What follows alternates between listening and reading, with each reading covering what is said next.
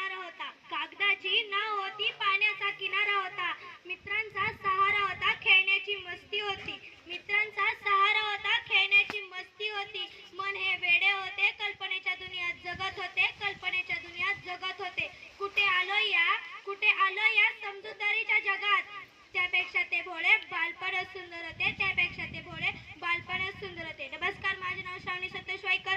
मी आता 9वीची विद्यार्थिनी तुमच्या समोर विषय घेऊन उभी आहे, पंडित जवाहरलाल नेहरू. सर्वप्रथम तुम्हाला बालदिनाच्या खूप खूप शुभेच्छा. पंडित जवाहरलाल नेहरू हे भारताचे पहिले पंतप्रधान होते. त्यांचा जन्म 14 नोव्हेंबर 1889 रोजी अलाहाबाद येथे झाला. त्यांचे प्राथमिक शिक्षण हे घरी झाले. त्यांना मुले आणि गुलाबाची फुले फार आवडायची. ते म्हणत, मुले ही आजच्या देशाचे भवितव्य आहेत. ते भारताच्या परराष्ट्र धोरणाचे शिल्पकार होते. चले जाव या आंदोलनात त्यांना इंग्रजांनी अटक करून तुरुंगात टाकले, तरीही ते डगमगले नाही. ते म्हणत, आमचे काहीही हो, पण तुम्ही देशाच्या स्वातंत्र्याचा लढा सुरू ठेवा, असे त्यांनी संदेश दिला. तुरुंगात स्वस्थ न बसता त्यांनी लेखणी केली आणि भारताच्या इतिहासावरील एक नवा मोठा शोध ग्रंथ त्यांनी लिहिला. त्या ग्रंथाचे नाव डिस्कवरी ऑफ इंडिया असे होते. ते पंडित जवाहरलाल नेहरू म्हणत की जब तक आपके पास संयम और धैर्य है, तब तक आपके पास सपने राख में मिलते रहेंगे.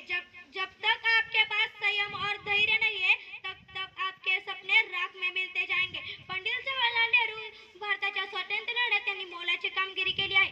पंडित जवाहरलाल नेहरू म्हणत की तुम्हाला जर तुमचं ध्येय साध्य करायचं असेल तर तुम्हाला लोकांच्या बोलण्याकडे लक्ष द्यायचं काहीच कारण नाही. आणि हे खरंच आहे, कारण लोक कसे बोलतात हे मी तुम्हाला थोडक्यात सांगते.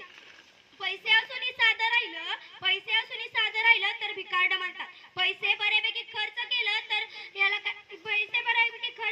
तर त्या कंजूस आहे असे म्हणतात. भरपूर दान धर्म केला तर कंजूस आहे म्हणतात. दान धर्म नाही केला तर याला काही कामधंदाच नाही म्हणतात. बायकोचं ऐकलं तर बैल, बायकोचं नाही ऐकलं तर याला काहीतरी गडबड आहे असे म्हणतात. सगळ्या कार्यक्रमाला उपस्थित ठेवली तर याला काही कामधंदाच नाही म्हणतात. जर कार्यक्रमाला गेलं नाही तर माणुसकीच नाही म्हणतात. हे सगळं बोलणारे ते लोक असतात.